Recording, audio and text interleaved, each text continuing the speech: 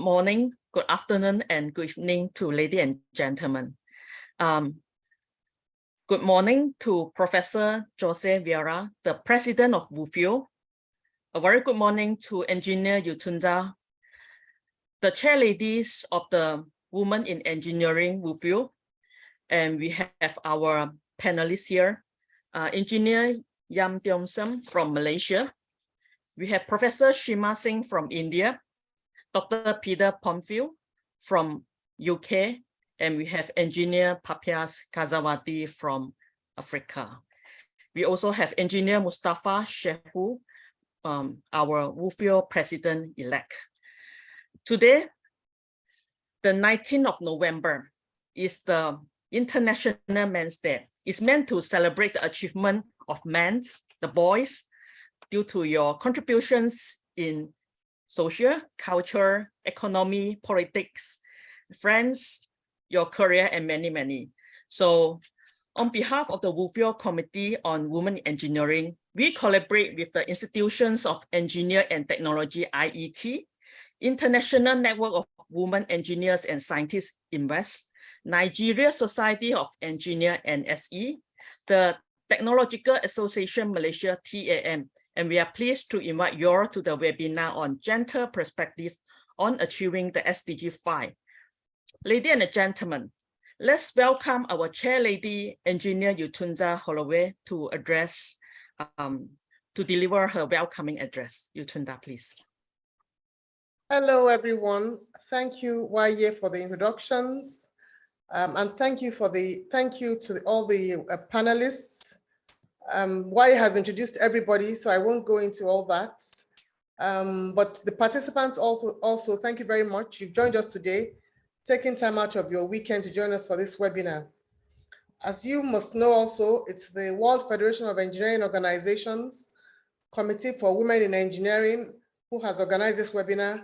And today we celebrate the Men on International Men's Day 2022. The day celebrates the positive value that men bring into the world and inspires them to become positive role models. I'm sure that everyone agrees with the fact that men, our sons, our brothers, our husbands, our fathers, and even colleagues bring a lot of joy, laughter, and happiness into our world.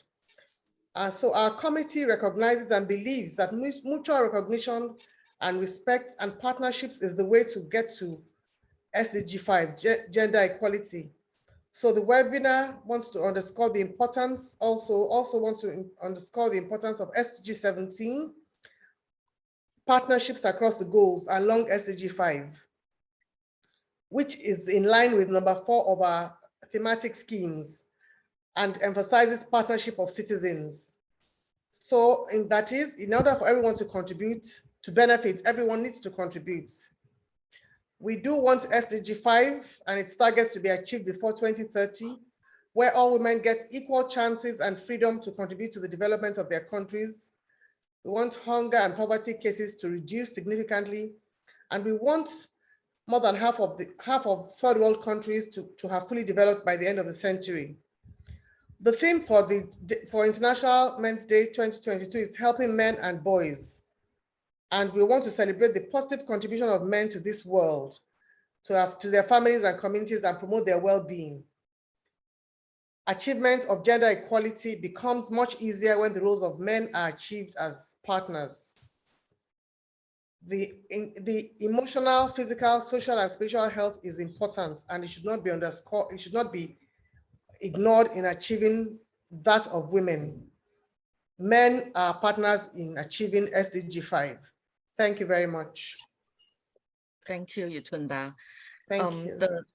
The 2030 Agenda for Sustainable Development and its 17 Sustainable Development Goals SDG adopted by world leaders in 2015 embody a roadmap for progress that's sustainable and leave no one behind. Now we would like to welcome the WFEO President, Professor Dr. José Vieira, to share your opening remarks. Okay, thank you very much, Professor Leong. Dear invited speakers, Teong, Seema Singh, Peter Bonfield, and Papias Kazawadi. and the Yam Teng Sam, and Mustafa Shehu, our president-elect. Distinguished participants, dear colleagues, good morning, good afternoon, good evening to all of you, and welcome to this very interesting webinar on gender perspectives and on the achieving the SDG 5. As introduced by Professor Leong, I am the president of the World Federation of Engineering Organizations, the international organization for engineering profession, and I am very pleased and honored to deliver these short opening remarks. First of all, I would like to congratulate WFEO Committee on Women Engineering, in particular its chair, Engineer Yetung Alloway, for holding this webinar in collaboration with the Institution of Engineering and Technology, the International Network of Women Engineers and Scientists, the Nigerian Society of Engineers, and the Technological Association Malaysia. I am particularly happy to see that this event represents WFEO's effective commitment to actively building a recognized affirmation in the discussion and search for solutions to achieve gender equality and especially empower all women and girls. In the UNESCO latest engineering report, Marlene Kanga, our past president, stresses that engineering can make it happen, ensuring women access to technology and engineering will close many gender gaps and ensure that women can benefit from and participate in the technological revolution, as well as take up leadership positions. However, and although there has been an increase in the number of female engineering graduates in recent years, several official reports show that in many countries, and especially in developing countries, restrictions still exist that prevent girls from accessing science and engineering careers. Addressing and removing these multiple systemic and structural barriers, including legislative and cultural changes, is critical to enabling women to progress equitably and to reach leadership positions in society. And I am convinced that it is absolutely necessary for women to have men as partners and allies to achieve these goals. This webinar promises to be informative and exciting, and I am sure that it will be a success and will have the impact that is advocated for a greater and increasingly influential and impressive presence of women engineers in achieving gender equality, and this is integral to achieving all the United Nations Sustainable Development Goals. I wish all success to this webinar. Thank you very much for your attention. Thank you, Professor. Thank you. We look at the SDG. The SDG 5 seeks to achieve gender equality and empower all women and girls. Achieving gender equality is integral to achieving each of the other 16 goals, and it is only by ensuring the rights of women and girls across all the goals. So let's welcome Engineer Yam Teong Sam, the immediate past president of the Technological Association Malaysia, to share his view. Let's welcome Engineer Yam. Thank you. Can you hear me? Thank Yes. you, Dr. Leong, and thank you to the distinguished panels. And of course, good morning, good evening to everyone, and greetings from Malaysia. It's 6 o'clock here in Malaysia, so it's the evening. I want to thank the World Federation of Engineering Organization and also the IET for giving me this honor and opportunity to present some of my views. on this subject of SDG 5 and what is the perspective. In fact, when Dr. Leong approached me on this subject, I was almost fell off my chair. You know? I wasn't very sure what I should talk about, but I subsequently I kind of draw upon my own personal experience, and I thought that perhaps the best way is to share my own personal journey and my personal thoughts on what this my views are all about. Maybe perhaps to start, just a brief introduction of myself.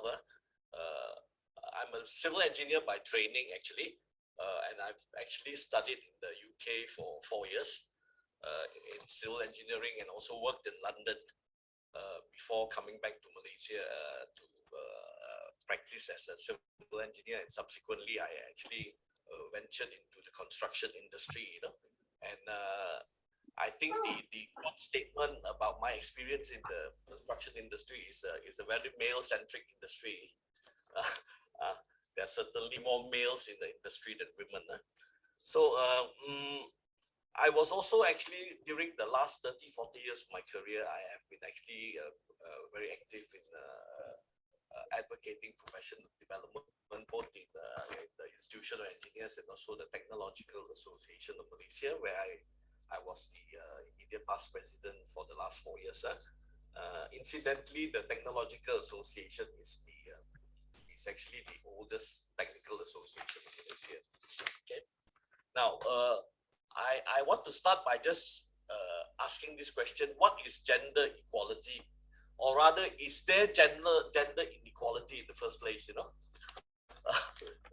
I think I think we can debate until maybe the cows come home. You know, but let's examine a little bit about. I've extracted some of the information from the SDGs. Maybe the next slide, please, Wai. And this is the official definition of the SDG 5, which says that achieve gender equality and empower all women and girls. You know, I think this statement is rather daunting for the men.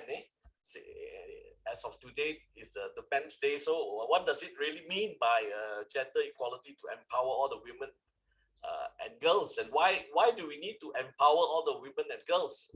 So perhaps I'll just extract a little bit of info. I won't go too much into it. The next slide, please.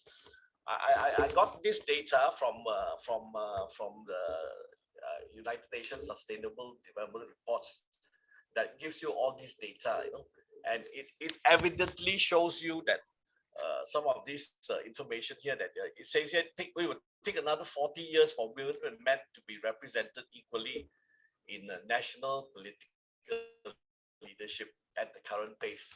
Now, I'm not very sure this data comes from which political arena, but I think it's a very generic statement. But let's look at some of the other points of view. 39% of total employment are accounted for as far as women are concerned in 2019, but 45% of global employment losses in 2020. So it goes to show that there is this existing disparity between the men and women in different segments of the our economic landscape. I think a lot of this information, and also I think women abusers as well, you know, 50% of women are making their own informed decisions on sex and reproductive health. I think this data is pretty scary.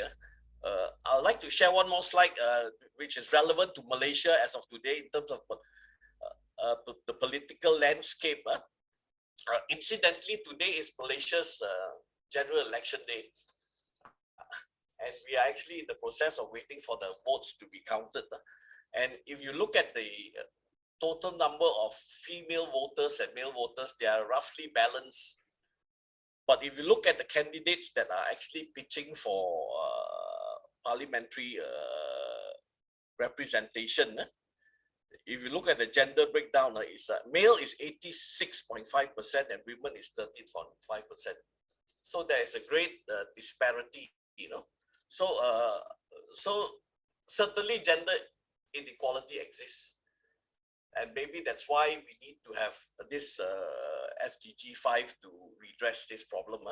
So if I look back at my own personal journey when I was studying in the UK, I remember vividly that in my class of civil engineering, we had about maybe perhaps 100 students in our class, but there was only one female engineer taking the course, only one.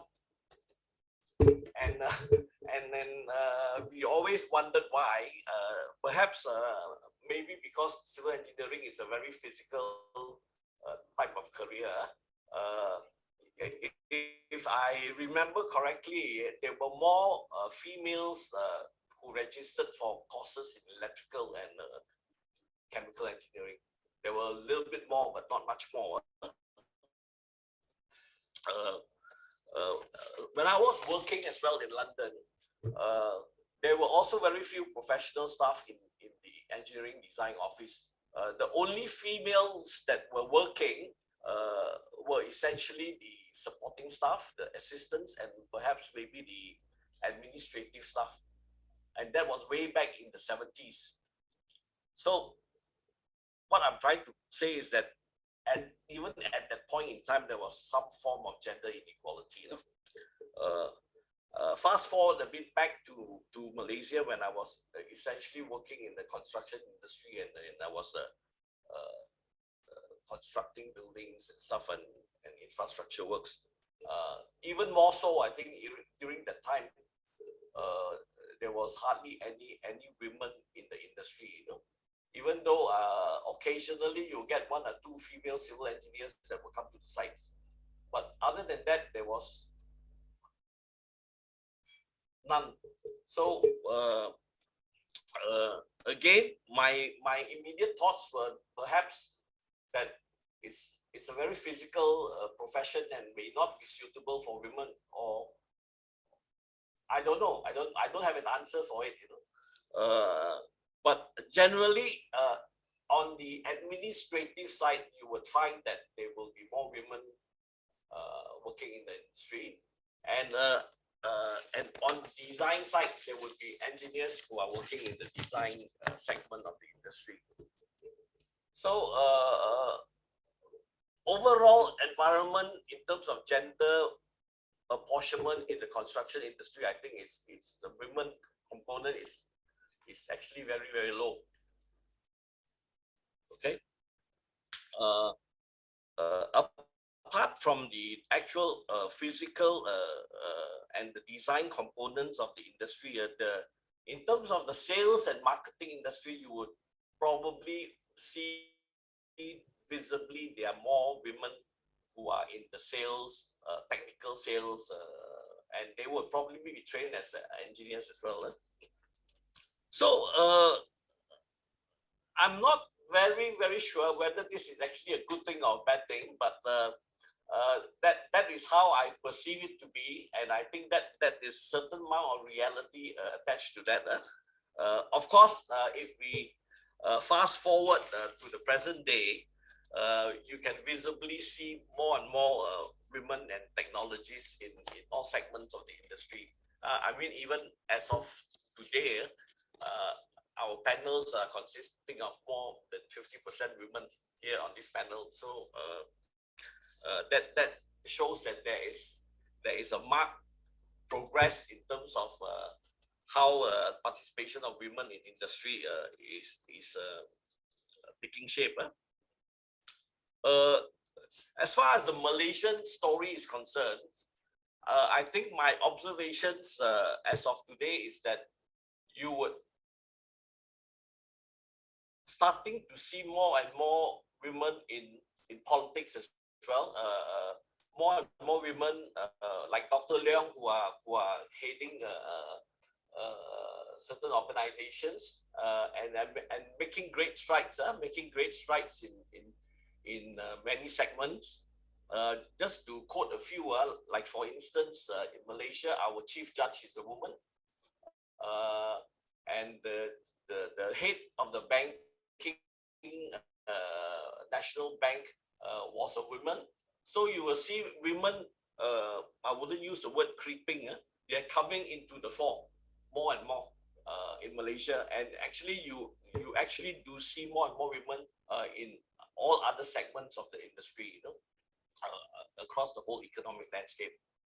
So that seems to be the trend in Malaysia, which is actually we are considered a developing country, but I honestly believe that gender equality is very much dependent on the social economic status of any particular country.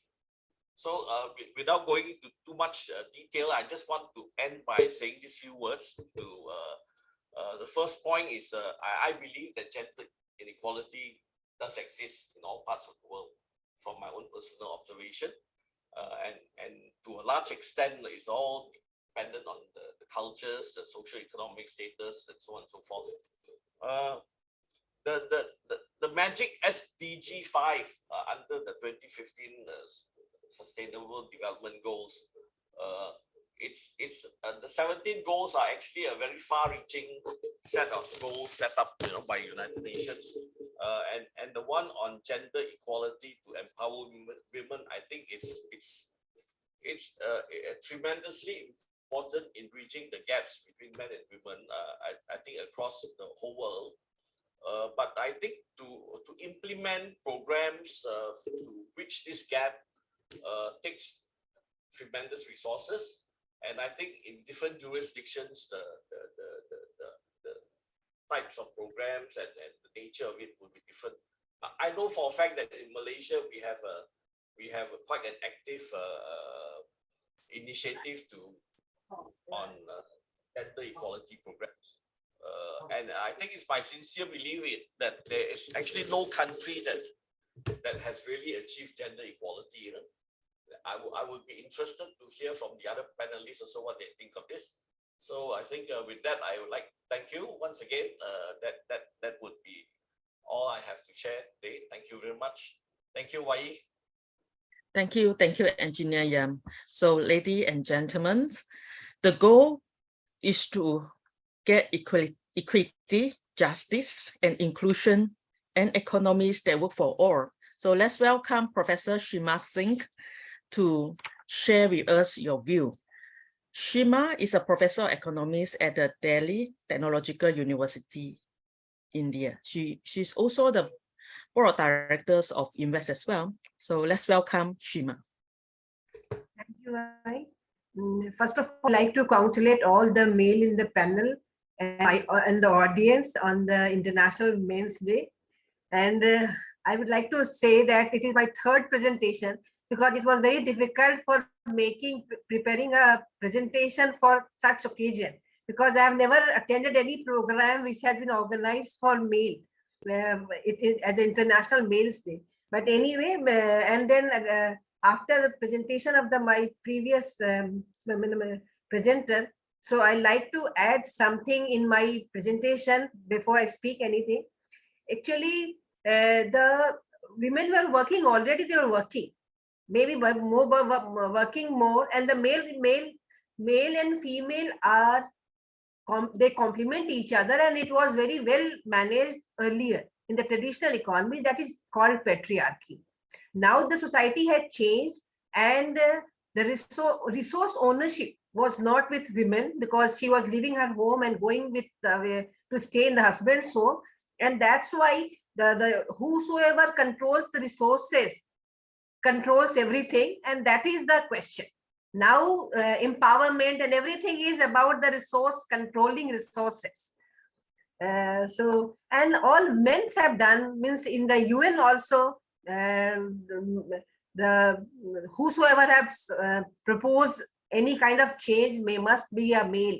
So male is equal or maybe more, better, larger, bigger partner in the societal or the economic march.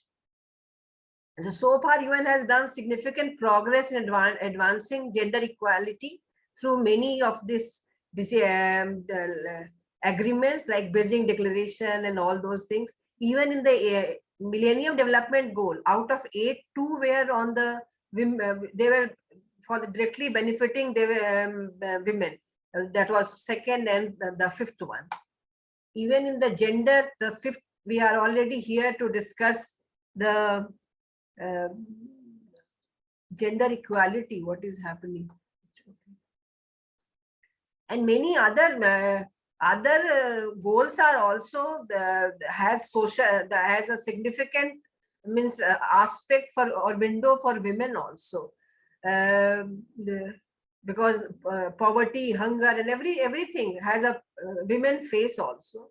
But at the same time, I like to say that in SDG out of 17, 10 or 11 needs direct involvement of engineers for its achievement. And ultimately, all those 11, 12 will lead to completion of other SDG goals. So I'll confine myself to women engineers, and the participation of women in engineering, education and employment was low on the logic that medicine is for female as it is about caring, and engineering is for male as it deals with voluminous machines, tough and hard. However, now the era is of micro or maybe nano machines. In India, I'll talk that after liberalization and use of ICT in business, many producers from the developed countries started sending segment of their production process to developing countries, including India. And that was the beginning of expanding demand for engineers. And the regulatory bodies also take many affirmative measures, and that like enrollment capacities in colleges were enhanced. Only girls in college and universities were established. Seats for girls were reserved. Girls' hostel were established. Affirmative action have been taken for better workplace experience for women. Many policies have been designed also for women leadership position, not only for engineers, but even in the at very village administration legislation. Also, 33% reservation is for women.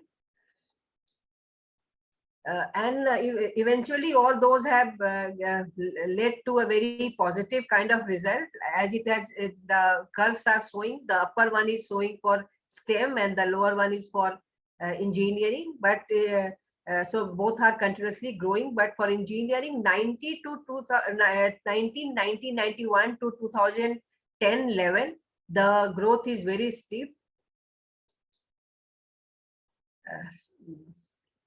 So my discussion now today will around gender perception on women discrimination, mainly in engineering, but I'll go beyond it also to support my argument. There is acceptance of leaky pipeline syndrome in engineering, which says that even those women who join engineering in the beginning withdraw in the process of going up in the hierarchical ladder. Some of the reasons which are given is engineering culture is too masculine and women feel uncomfortable. They are discriminated. I'll just, I have a slide on President of Indian Science Congress Association, which is most prestigious association of STEM. It was established in 1914, and for more than 100 years of history, only there are only four female president of the association. And for the prestigious award, I have just done some calculation, and the Sansanti Swarup Bhatnagar Prize, which is given in seven sections, and out of 552 male who have been awarded, only 19 female have been awarded so far.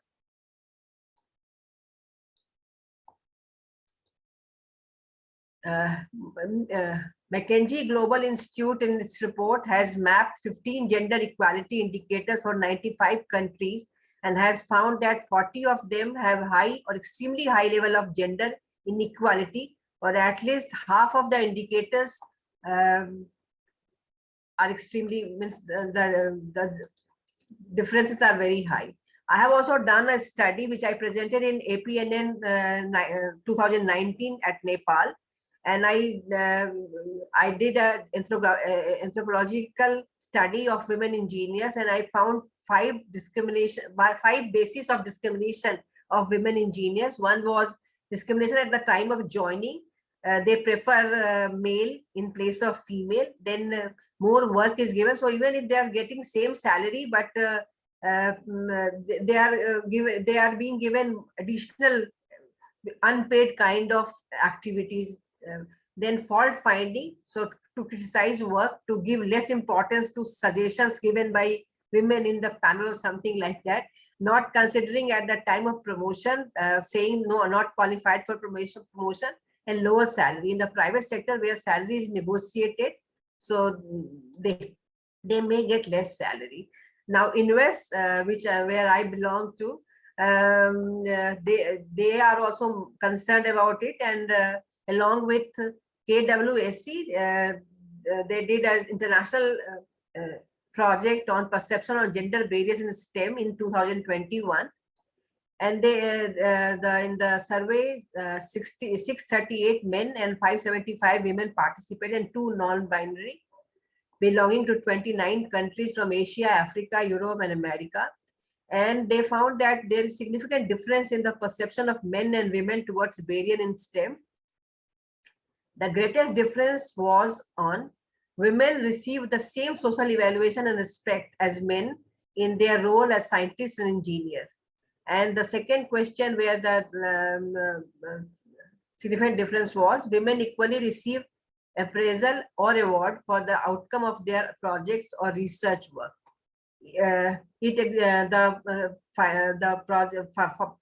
Finding of the project also discussed that it exists in the branches where women in the greater number also. So recommendation is just increasing the number of women does not necessarily mean that gender barrier and issues disappear.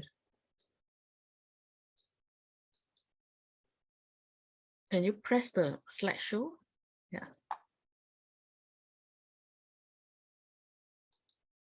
Yeah. During COVID-19, UN Women has said that women has disproportionately been suffered, and there are so many studies also which highlight the same thing. And I will quote only one study which has been done by Organization for Women in Science for Developing World. They conducted the survey of their 5,000 members between March and June 2020, and they found that women also reported interruption to experiment or fieldwork, teaching duties, course attendance, and all those things which male also may have faced. But due to increased domestic responsibility, on average 44% of the respondents had to cut back on their working hours. More than half of the respondents reported that childcare fell mostly to them, including homeschooling. You can click the slideshow, we can see better. Okay, here. Actually, just something I have to. At the bottom, slideshow.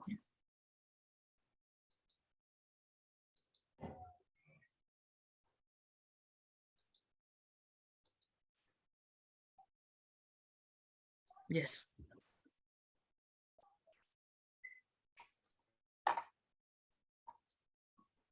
Yeah, is it okay?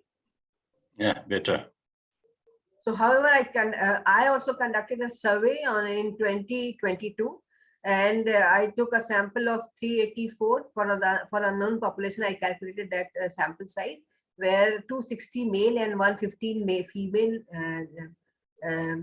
respondents were there, and but I just both of them faced problem, but the difference was not significant. Statistically, I calculated, and the difference between male and female was not significantly different. And then the other thing, the Indian women engineers have fared better than other female workers in the Indian economy due to their good digital skills, and perhaps better than women engineers of those countries where support from family members may not be as strong. This is the cited the citation of my paper. And then, as the literature say that many women, female engineers withdraw from the labor market as it is very masculine and they do not feel comfortable. And in my university, 1/4 of the marks of any paper is internal. So I, out of those marks, I asked my student to prepare assignment on women in engineering during 2020 and 2021. So in the assignment, they sound very sympathetic. The boys also, they means boys, male students sound very sympathetic as they were working for marks. But nowadays, many companies announce internship opportunities only for girl students in India, and they visited in my college also. So many a time I have heard cribbing for it by many of my male students. So the last slide I would like to say, just out of beyond engineers, farmers suicide. You may have heard about many of the farmers they suicide in Andhra Pradesh and Maharashtra in India. But I have never heard any wife of any of those farmers, again, they are also committing suicide. And the main reason may be the differential societal expectation from a male and his wife. So male is also given so much responsibility, and they are also working very hard to adjust in the changing scenario where wife may be earning more or wife be working in other city or something like that. So we female researchers should need to be sympathetic and think about the counterparts. So that's definitely there is difference in perception. The act which is discrimination for women is a strategy for men. Gender parity and women empowerment is human right. Measures must be taken to enhance it. However, at the same time, a balance must be maintained. In economics, too much of protection also creates inefficiency. So it must be taken into account. Thank you. Thank you very much, Seema. Very impressive presentations. Ladies and gentlemen, Dr. Peter Bonfield is the Vice Chancellor and President, the University of Westminster. He's also the IET past president 2019-2022. So, ladies and gentlemen, fulfilling the rights is the best chance we have in meeting some of the most pressing challenges of our time, from economic crisis, like healthcare, to climate change, violence against women, and escalating conflicts all over the globe. So let's welcome Dr. Peter to share his view. Thank you. Can you hear me, Wai and everybody? Yeah, good. So, well, the first thing is it's just such a delight to be with you all on International Men's Day. And for those of you that don't know, my wife Dawn is the vice chair of this committee, supporting Yutundi and the committee. And I've heard so much about your work. I've heard so much, José Vieira, about the great work of WFEO, the power you have with your 100 or so institutions around the world to make a difference. And it just is a huge honor to be with you all, especially on this topic, because you know, men have a really important role as allies to support SDG 5 on gender equalities, SDG 10 on reducing inequalities. And I've been an ally and an activist for many years. And I just wanted to share some experiences with you about some of the things that have happened, and also some of the things that I hope will happen that we can build on, that will make a difference. So let's do a few of those. I'd like to give an IET perspective. So I was president there in 2019 and 20, and I was on the board of trustees for probably the 8 years or so before that. I'd like to also talk about some of the work we're doing around in Westminster, about our work. We have a community of 25,000 or so, 22,000 students, some 3,000 colleagues there.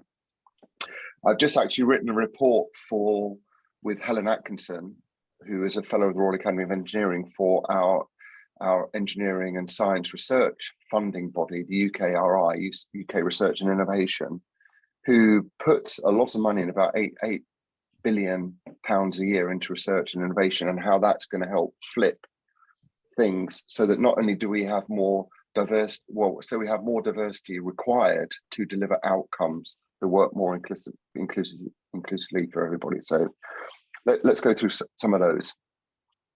So the first thing is IET. You know, we have been campaigned for and used our power. So the IET is the Institution of Engineering and Technology. For those of you that don't know, we have about 160,000 members all around the world, and reducing gender inequality is something we've campaigned and used our resources and supported for more than 40 years.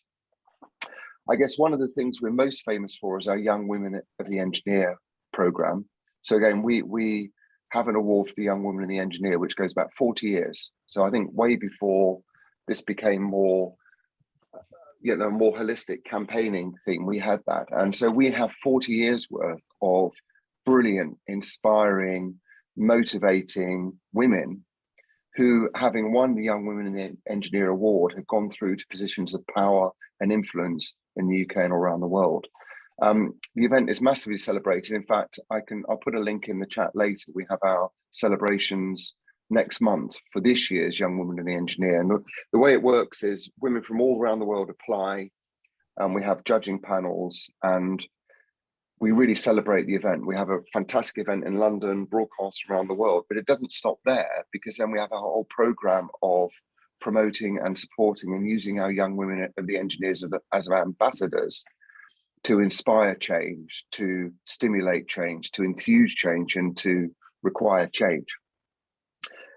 We have, in the IET, we have fully dedicated people whose job it is to support women in engineering. That's really important. But the other thing I think that's been really powerful, and this is where sort of men as allies helps, is, I'm on the board of trustees, so the top level governance, this is always in our mind. We feel uncomfortable we feel uncomfortable where there isn't inequality, and we are relentlessly driven to drive more equality. If you look at the composition of our board of trustees and how it's changed, we take positive action to help ensure that our governance has many different diverse voices on it to make change happen. And all of us, whoever we are, wherever we come from, whatever our background, and especially the men, are really conscious of and do all we can to help, change the dynamic and take positive action to encourage and enable more women to come into engineering. So I commend the work of the IET to you all. Why, you're a role model. You're on council. You are there in a position of power, who is bringing your voice to our governance to help inspire and require change. So, as the organizer of this event, you are in yourself a great role model with an IET, and I commend you for that and congratulate you on that, and urge you to use your voice as powerfully as possible to continue the journey. We need more of it, though. Oh, we also measure. There's a lot of, you need to measure. You, José Vieira, you have huge power. It's easy to measure the membership around gender. I'd be sure that all your members measure these things in an uncomplicated way. And I think it's essential this measurement is done in an uncomplicated way, so we know where good practice is, where bad practice is, and what we can learn together to make a difference. So I would really also urge, I think the sector is not yet joined up enough on the basic measure of how many women and men members it has. And I think that would be a really important step for everybody to have more awareness of what's going on. And it's a very simple thing to do. And what better organization than WFEO to require that, require that of their members. I say with great deference and humility to you, José Vieira, and your amazing organization. It's also really important to empower and celebrate. So INWED, International Women in Engineering Day, which my wife Dawn was founder of some years ago, is very, very powerful. And that's been going now, I don't know, for 6 or 7 years. It started as NWED, so it was a UK thing, now INWED. And the power of these sorts of events, so World Engineering Day, International Women in Engineering Day, we have a National Engineering Day. They're very, very powerful, and they're very important on SDG 5 and SDG 10. Because what happens is, like, if you look at INWED now, there are thousands and thousands and thousands of girls and young women and older women and women generally all around the world who are empowered to run their own events. There's a day which basically, it's a day of agitation, activism, celebration, enjoyment that makes a difference. And it's not all controlled. You can have the INWED brand and get out and do whatever you think is right. So it's really powerful. It's all around the world. And on social media, there are millions of social media interactions on one day. It's an incredible thing. And the thing it does with men as allies is many of the people that are most proud of what happens are the CEOs, the technical directors, the engineering directors of businesses. They know they need to do something around gender equality. And by having visits or events or celebrations or recognitions on INWED Day, it gives an opportunity for men who might be running businesses to show their own support for and desire to make a difference. So, I think, again, WFEO, you have your International Engineering Day, which is really, really good. But we're on SDG 5 today. So INWED on the 23rd of June is a really powerful opportunity, again, to build on that movement that's all around the world and promote things going forward. At Westminster, my university, we have 3 priorities. The first is around well-being. The second around is inclusion. And the third is around the Sustainable Development Goals. And my community, with 25,000 people, 30% of my students come from one of 165 countries. 70% of my students are Black, minority ethnic. 40% are first generation in their family to go to university. 50% commute, have caring duties, work, and do their degrees in 3 years. They are superheroes. Many have dyslexia, dyspraxia, or some other neural diversity disability, but there is always some superpower that's a line that we discover. Being safe and feeling safe in our community is all about being able to bring your whole self to study, being valid for your whole self, not having to leave any of yourself behind. And that creates a very safe environment where you can just thrive. So they are our priorities. We target the UN SDGs. So you may know there's a world ranking system for, there are ranking systems for universities. Universities are really focused on that. Anyway, we're really focused on the world rankings for UN Sustainable Development Goals, because that reflects our priorities and it's where we are. And in particular, we're focused on SDG 5 and SDG 10. So gender equality and reducing inequalities. And now we are overall in the top 15%, 15% of universities for our performance overall against the SDG goals. We're in the top 8% of universities for reducing gender inequalities, SDG 5, and we're in the top 4% of universities in the world for our work against SDG 10. So we're making progress. I have to say, I think we're good in our university and we're moving things on, but we have a lot of ways to go. And if we're in the top 8% and 4%, really that should be a rallying call to all the universities around the world to do so much better. But anyway, if we look at some of the things that we do around that, a load of it is around our culture. Being safe, having inclusion, being able to bring your whole self to study. We look at all our systems and policies, like promotions to readers and professors. There can be inbuilt prejudices in those. So having a continual publication record when you might have had caring duties or been a mother. The same is applying to some men now. So you have to get the policies and procedures, but then you have to have a culture of mentoring, positive action and other things that enables women, and not just women actually, but people from other communities to find their way through. And so we've done quite a lot of that. And I've been Vice Chancellor there now and President for 4.5 years, during which time, if I look at professors and readers promotions from early this year, we've made 55 promotions, 50 of which are women, 9 out of 10 were women. And part of that was just that we were catching up. You know, we have more women than men in my university working, but the culture, the imposter syndrome, the processes and procedures, the mentoring were somehow inhibiting women to feel confident to find their way through. But you put those things in place, and 9 out of 10 promotions have been women. That's an example of the sorts of things you can do. I formed activist groups, Women in Westminster. Wow. They're there to build confidence, be an agitating force. But also I have a BME network, Black Minority Ethnic Network, very powerful network we listen to. I have a disabilities network for those people who also need a voice. I have an LGBTQ+ network. So within the university, we have these communities whose voices are heard and who power themselves up. And, you know, we're just going to continue our quest. We've made good progress, but we have so much more to go. A final point before I conclude is I've just published this review in July. I'll put a link in. It's called Tomorrow's Engineering Research Challenges. I co-chaired it. And this sits between the funding that the government's funding body fund and how the work is funded. And basically, it's got a number of priorities. The top one is inclusive engineering, which again, you may have heard Dawn talking about.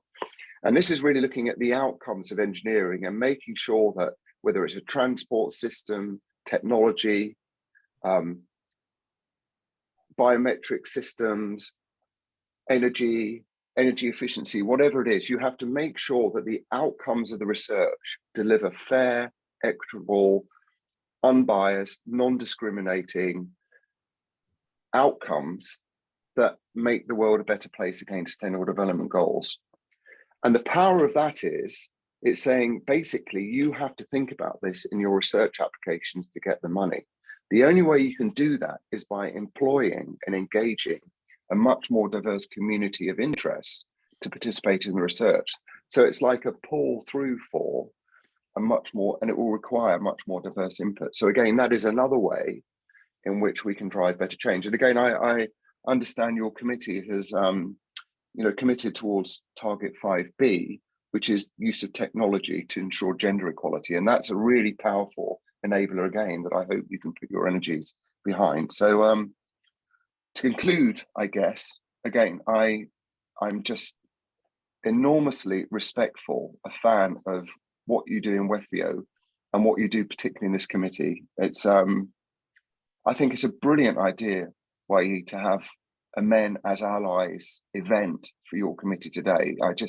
What an inspiration that is. And and I think there's so much to do here. There's so much potential through you to do it. It's I hope some of these stories have been helpful, and I stand at your service if there are more things I can do. So go WFEO, go YE, go Yatunde. Let's keep making a difference. Thank you very much. Thank you.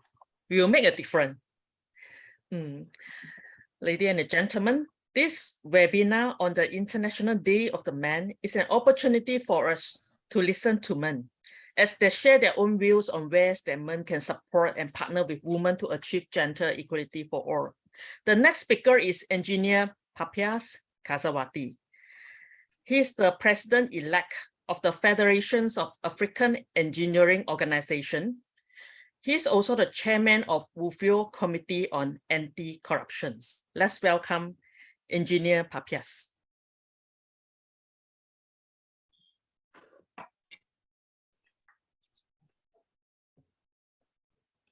Thank you very much. Good afternoon, good evening, and good morning. First of all, I would like to commend the chair of this committee for having thought of this webinar in terms of considering men as well. Maybe to confirm the relevance and importance of this webinar, I will take you through the experiences of my country, Rwanda. Rwanda, as you may be knowing, in 1994 went through a genocide. And after the genocide, 1 million Tutsis had been killed by the same Rwandese. And rebuilding the country was very difficult, but the leadership had to look into several options that were possible. And among them was, first of all, to change the constitution and consider the inclusivity, and by bringing women in the all parts of leadership and engagement of the country affairs. As we stand today, based on the constitution, first of all, is that it is recommended in the constitution that women must be involved in the leadership from top to bottom, at least 30%. And by observing this during all this time from 2003, to date, we find women in some positions and areas over 60%. For example, latest statistics indicate that in cabinet, in parliament, women are 61%. In the cabinet, women are 50%. In agriculture, you find women are 43% in terms of leading and owning cooperatives. In healthcare, women are 58.5%. In this public service, women are 45.5%. In the position of leadership, permanent secretaries in the ministry, they are above 40%. In the judiciary, judges, and they are above 35%. So, and the impact of involving these women into these processes of national rebuilding, you find that there is a consistent growth of the economy in terms of development for the country. And there is a high economic growth is going up, and awareness and literacy is increasing. So all of this contribute to the national development. But maybe through this experience sharing, we find that it is reaching a point, for example, in our country, where you find that men are also threatened. And at times they feel they are neglected and not even have a voice to be heard. So this is something that, in my personal opinion, is the result of the involvement and engagement of women, more women, and hence men start to be scared and feel they are ignored and not considered, given due consideration. So back to the engineering field, of course, it is still a process. We do understand and agree that women numbers in engineering practice is still very low. For example, in our institution of engineers, we still have less than 10% women.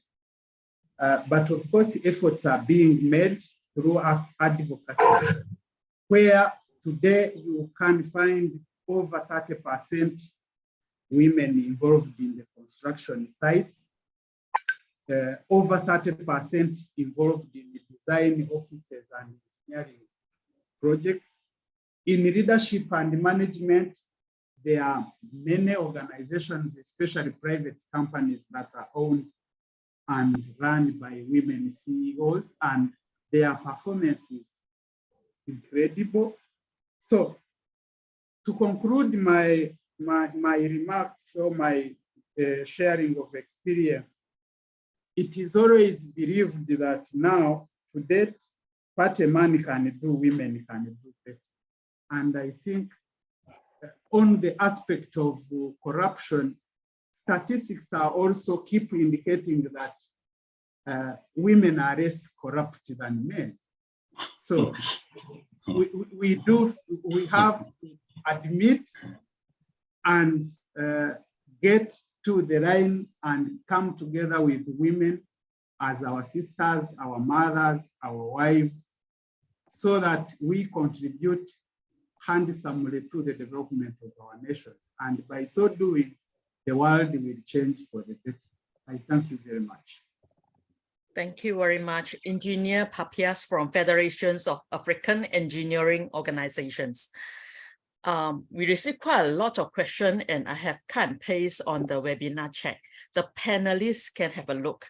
Okay, first of all, this webinar is to provide informative and exciting and try to amplify the voices of both men and women in achieving gender equality.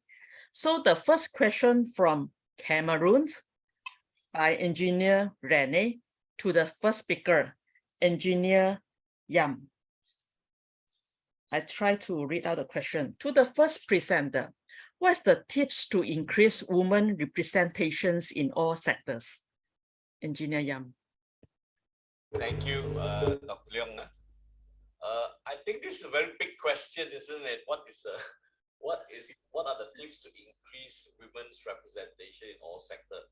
I think the first thing that comes to my mind is that actually in terms of the women's participation in industry, I think first we have to recognize whether there are any barriers towards to be inclusive with these women. You know, I think if those barriers can be made aware, then I think there must be a conscious effort to remove those barriers to get the women to participate. You know, insofar as Malaysia is concerned, I think the women in engineering, I think as of today, I don't believe that there are any restrictions. Okay.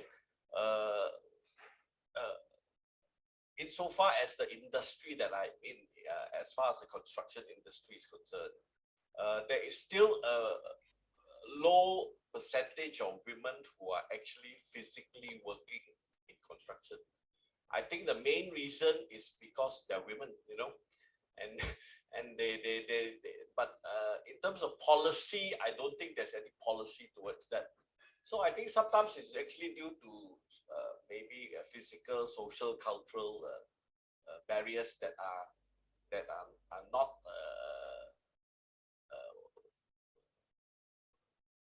what do you call it,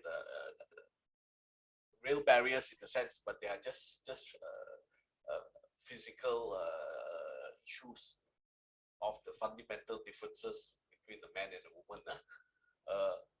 In terms of what we know is that in top jobs, for instance, I believe there are no restrictions because we have many capable women here in Malaysia who are actually holding top positions, you know. And I think our moderator is one example.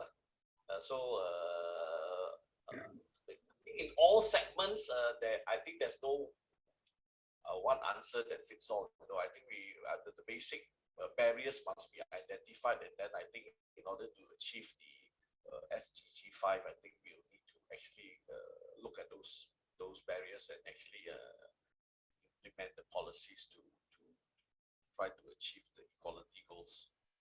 I hope that answers his question because it's a very big question actually, you know, it's a very big question. Thank you. Thank you. Any additional comments from the panelists, from the president? Sheema? Yeah. Yes. Actually, three things I would like to speak. One is why we are giving so much importance, because if the woman is not joining any sector, then she may be doing maybe more important function at home, because she's taking care of the family, because taking care of the kids is also very important. She's developing human resource for future. So mentally, these things are, I cannot quote the papers just now, but there medically it has been more, means people who have better secured childhood become a better adult in future. So peace, mother at home kind of thing gives better person to when he or she is grown up. So we should not give so much importance. It may be, but yes, if the intention is like means I'm not engineer, but I consider myself consider my feminist, I can say myself, or I don't know what I should call myself. But anyway, she should have choice. If she is capable of doing something, so no one should restrict her to do. If I'm good in something and I want to do, I'm capable of doing, so no one should restrict me from my from the supply side, from my family, and from the demand side also. The industry also should the door should be open for women. It should not be restricted for all male and all those things. And the second thing is, at the leadership positions, the rules are there that women should be given equal opportunity or better or more, but it is non-written biasness, because when the selection board thinks that she's a woman and she may take leave, actually the lady may not take leave, but it is a mindset of the selection board which thinks that the lady will take leave and she will be not in office or something like that, so a male should be selected. So it is the mindset of the selectors which need to be changed, but it can't be changed by policy only. It should be, it may take some time. But second thing, we have to consider that the leadership position, the hierarchical route is conical, so there is less space at the top, so there is always fight, and one way to exclude women is she will not be able to perform. So that is that subtract women applicant, you can say. So it is just as I said in my the slides, it may be strategy. When you are doing something and you say that being a woman, she may not be able to give 100% to the office. So you are going to exclude all women. So you will have less competition at the top. So it may be a strategy, but and it can't be stopped because it may be personal also. So it can't be made by any rule or any guideline or anything. It may take some time, or yes, we will have to wait. Yeah. Peter? Yeah. Thank you, Wai. So I've given a few examples of practical actions that can be taken, other things, so many things, but I think there's a new way to think. I think there's like something that overarches everything that would allow us to orient everything that goes on towards that thing. And I think that thing is inclusive engineering. So the thing inclusive engineering does is like your adoption of Target 5B, the use of technology to ensure gender equality. The fact is what a lot of campaigning groups and others have been doing is trying to get their voice heard by others, so they take notice and change their behaviors. And it's, you need energy, you need relentlessness, and it can be really exhausting, and there are lots of organizations who would do it because they think they need to be seen to do the right thing or something, right? And that is inherently weak, because you're always banging up against people who don't really have the motivation. But if you start thinking about inclusive engineering outcomes, so transport systems, biometric systems, technology systems, the quest for zero carbon, and all of that, you have to do them in a way that is without bias, without discrimination, that works for all societies, that delivers sustainable development goals. And it's just such an empowering philosophy. You think about transport systems in London. As a guy with a job, if I want to commute in, it takes me 17 minutes to travel 40 kilometers from my local railway station to central London. It then takes me 10 minutes by tube to get to my office. If I'm a cleaner that works in my office that has 3 jobs, or if I'm a mother who has to drop off their kids at school before they go and try and take up a job and caring duties, the system is inherently flawed. There was that famous biometric system that came in COVID by a big brand that I won't mention, which worked fine unless you're a hijab wearing Muslim woman, where it wouldn't recognize your face, or the soap dispensing system that worked fine for white skin but not black skin. So the point is the more we focus on inclusive engineering outcomes, inclusive engineering, the only way that can be delivered is by having gender. We need genders, SDG 5, SDG 10 are those solutions in. So I think as a community, we should adopt, this review that I put that Ivan has put the link in the line. This is a way of describing that. I commend that. If you have a look at it, especially read the first priority on about page 5, it will describe this thing. I think we could really power, and for WFEO as well, José Vieira, if we could get the 100 bodies recognizing that inclusive engineering is a future, and it's so motivating. And also it's a prerequisite to success for engineering design, for contracting companies, engineering companies, consulting companies, professional engineering institutions around the world. That is the solution, I think, that would transform the thinking and create basically a market for all the things we're campaigning for. So, and it feels fresh and new, and it is. So I would commend that as a philosophy, and it can pull through all sorts of other endeavors. Thank you. Thank you. I would like to, there are a lot of questions from the attendees. So I would like to combine 2 questions. First question is from Malaysia, Engineer Yap Sun Ho. So based on your understanding, in the gender equality perspective of the corporate world, any of your country had achieved 30% in this sector in terms of board representative, 30%. Yeah. Another question from Rwanda is, this is the last questions you can see. Okay. Okay, please comment on strategies to overcome cultural norms that continue to hamper women participations in STEM. So first question is on the 30% women representative. Second question is on the strategy to achieve this. Okay, Sheema.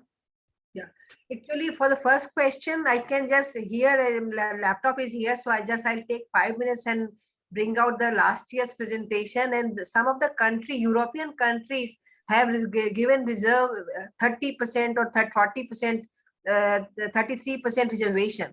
So if the reservation is there, so they fill all the seats. So that is some countries has achieved it, but not, and then Australia has achieved without reservation also.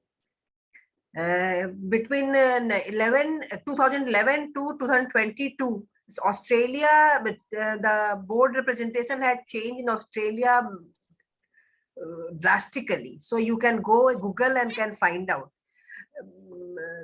I'm doing, in fact, not done. I'm doing a study for India. So in 2011, in India, 1 seats, there is a quota has been fixed for as a 1 seat. So I'm just studying 500 plus companies, and they only put one female because it is the quota. The government has decided it. So from that perspective, I can understand. And mainly she may be wife or sister or daughter of the most influential person of the board. So in that scenario, how much she will be able to contribute? Some of the wives also are contributing now, means in India, but not all can contribute significantly. So quota may not be the only solution. Australia way one should go, and the other stakeholder like media also should highlight all those women who are doing wonderful work. And for the cultural norm, I don't know from where you belong to, but for India, I can say you that in India, the society changing very fast due to economic reason, because when the wife or when the daughter-in-law goes to office, she brings money also, and the cost of living has become so high So it is a good support to the family. So mother-in-laws are looking after baby, and the so daughter-in-law is working the whole day in office or somewhere. And it is also not permanent job, but even then I know some girls that is happening in their household. So it will, the economics is a very tough master, and when a person brings money, so I don't know, if you can write the name of your country. So I have done some study for other countries also, so I can write what is happening there. I'll try to speak, but from India, I can say that India, the women representation is quite high, and I can see earlier 25 years back, cooking is a foremost quality for marriage. Nowadays, the girl, first thing the girl would be daughter-in-law says that I don't know cooking. I was reading whole of my life, and the husband and in-laws are happy cooking for her. So I don't know. It will take time. I can only say that it will take time wherever you are, from whichever country you are. It will take time, but economy is changing, making all the required changes in the household. Thank you. Thank you. Yutunda. Yes.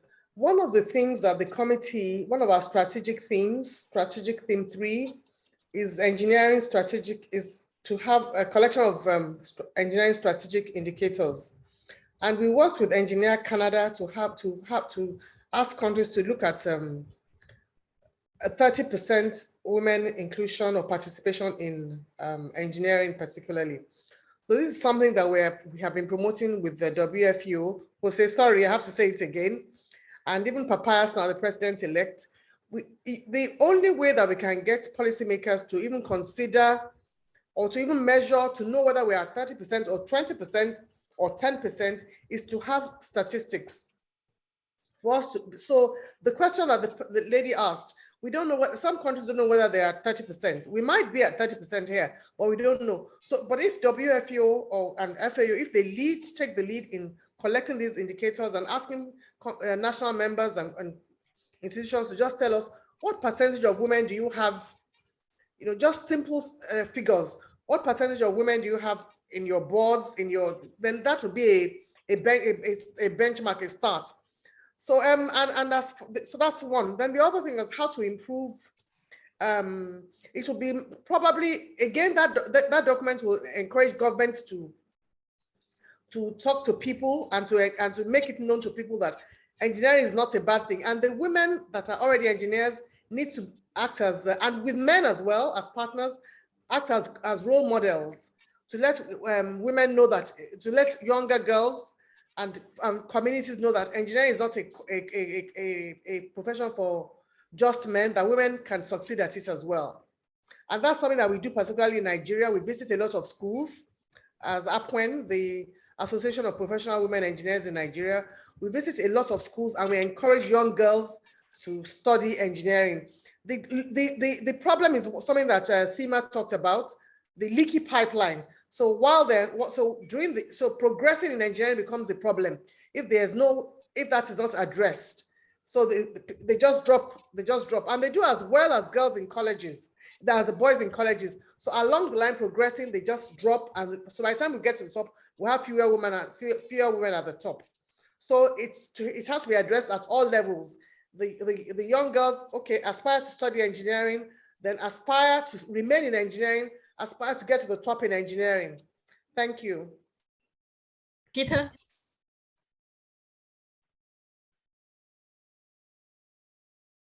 Actually, I was second, I think. Or anyway, can I make an interjection between José Vieira asked about the statistics?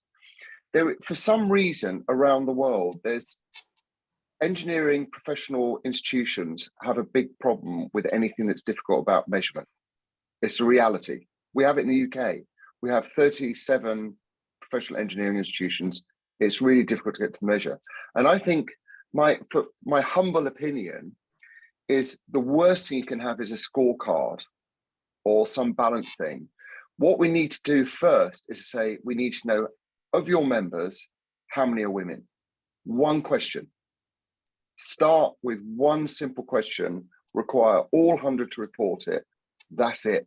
Because it's a real pity, but it's a real pity, and you may have a different view, but from my experience, anything that's more complicated than how many women do you have is unlikely to get a response. But if we could start by just saying, you know, around the world in different countries, these are how many women of the total, it would be such a powerful start. But there's some block, or José, Vieira, I can't imagine how you can get this 100 or so to actually act on this very simple thing. Seems ridiculously difficult. Sorry, so that was just a comment in the middle. Be really simple and straightforward in the beginning, then build in a few years. Thank you. There's a very specific question here from Mary. The representations of women at policy level in Rwanda is impressive. My question is, if this number translates to women having the confidence to influence policy, are there some policy reforms that can be attributed to this woman?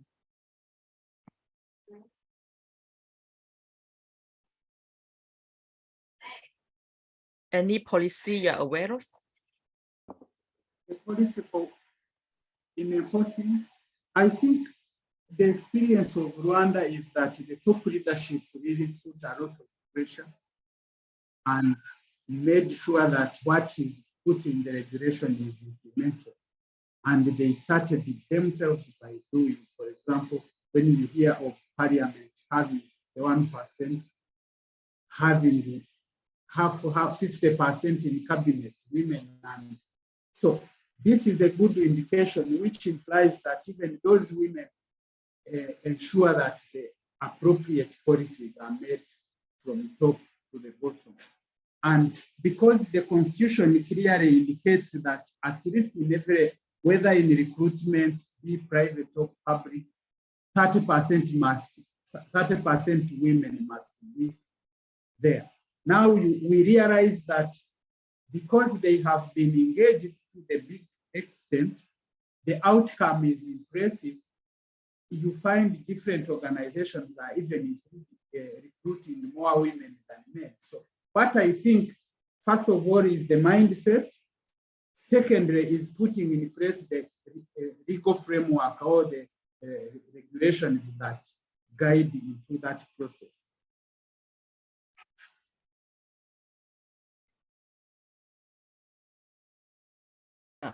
There's a very specific questions to Peter. Okay, let me read out the questions. Okay. This is from Cameroon, Engineer Rani to Dr. Peter. As a couple of engineers and activists, have they acknowledged a difference on their children mentality? Does this make an impact to have such parents? And any advice on the role of parents in achieving SDG 5?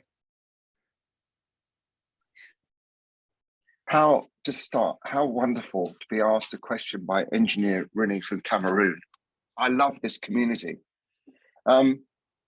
Yeah, parents have a massive impact on their children and how they see things and what sort of careers they might take up. So yeah, it's sort of a question, but I think you're probably also making a comment, giving a view. And so somehow or other, helping parents, mothers, fathers, mothers especially, to have compelling stories and ways of seeing things that enable their daughters and to come through into the world of engineering is really important. And so again, the sort of stories around that, that's again why I'm sort of quite into this inclusive engineering thing, because you can tell great stories about the future of the world, especially aligned with the Sustainable Development Goals. You know, the UN Sustainable Development Goals unequivocally appeal to women and young girls. So stories around inclusive engineering that make the planet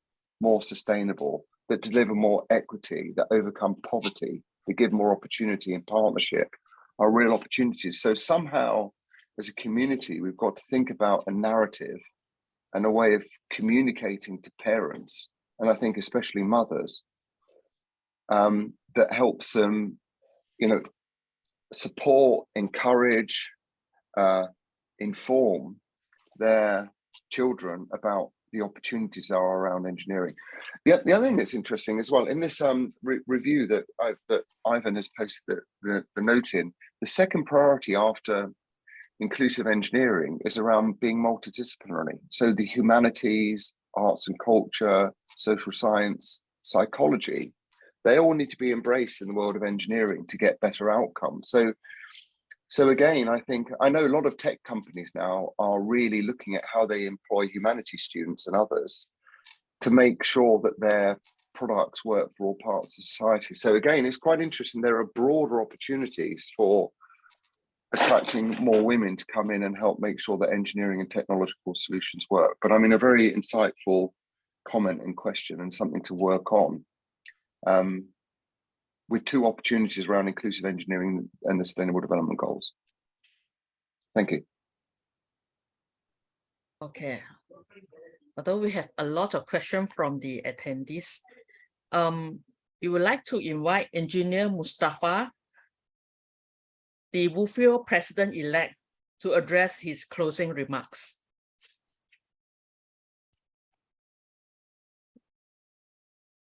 Thank you very much, Leong, for coordinating this particular program. Let me thank, in a very special way, the Women in Engineering Committee of the World Federation of Engineering Organizations for finding it appropriate to do solidarity with the men to celebrate the International Men's Day, because personally I didn't even know that this is Men's Day. So thank you very much for reminding me and for organizing this very important function. And I thank President Vieira for sparing his time to be here, and all the panelists that have enriched this discussion. From the discussions, many things really I learned, especially the fact that from Professor Tan Yam, he said that to achieve the gender equality, it may take probably around 40 years from some studies. While these studies can be all right, but I think that is assuming the present trend will be maintained. But in a situation whereby, if we are optimistic that the trend could improve, especially with the fact that in some countries, there are some monumental decisions taken in those countries to have more women in leadership position, in parliamentary position, and in the civil service, like what we have had in the case of Rwanda, where you have 40%, 50% women ministers, more than 50% parliamentarians. And just 2 weeks ago, I was in Ethiopia, and the president of Ethiopia is a woman, and they also have about 50% women in their cabinet, Ethiopian cabinet. So you have more than 50% women as ministers. So if in many other countries, as the years go by, we can have such, leaders who can turn around things. And, as it is also said in the discussion, the more women are involved in leadership position, the more they are empowered to create more opportunities for other women, for other younger girls. So probably this 40 years estimated could be made much less. And I think there is that optimism in that. More so, there are engineering institutions like the World Federation of Engineering Organizations. They place a lot of emphasis on the development of women engineers. And just 3 weeks ago also, I was with José Vieira and the immediate past president of the World Federation of Engineering Organizations. We visited many United Nations organizations like UNIDO, like Food and Agriculture organizations. And all they are telling us that in their priority agenda, they have placed emphasis on empowerment of women. So if these policies and agendas will be followed to the letter, I believe there will be more participation of women in leadership position and also in all positions in the spheres of life. And another thing I also have to take away from this program is the issue raised by the chair of this committee, Yetunde Holloway, which was corroborated also by Professor Peter Bonfield, about the statistics of women, at least in the engineering institutions. So I mean this issue also actually bothers me as somebody in the leadership of the engineering institution, and I feel if WFEO will take it head on, we can really get these figures. So as Peter has said, let us start from the simple question: how many women do we have in Nigerian Society of Engineers? How many women do we have in engineering institution Malaysia? How many women do we have in an institution of engineers Rwanda, in the institution of engineers Australia? So if we pass these simple questions to all our national members, and we probably engage our international members to follow up on our behalf, I believe we can get this figure, so that when we talk at the international forum like this, we talk on, authoritatively, because whatever information we get from our national institutions and all our international members is authoritative enough to be quoted. And when we give such information to United Nations or any agency, any international agency, we have a basis. So I think my biggest takeaway on this is that, Mr. President, this is something that I believe we can do it very, very quickly. And if we write a request to these international members immediately, and we instruct to the national members and instruct our international members to follow it in their continents, I believe we can get it in the next couple of months.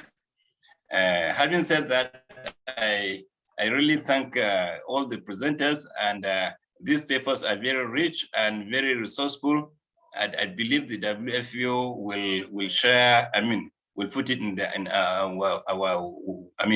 website, so that it becomes reference materials, not only for those of us who have been privileged to watch this program, but even for others, even for others who have not been privileged to watch this program today. So with these remarks, I want to thank you very much, and wish everybody a happy weekend. Thank you. Thank you very much.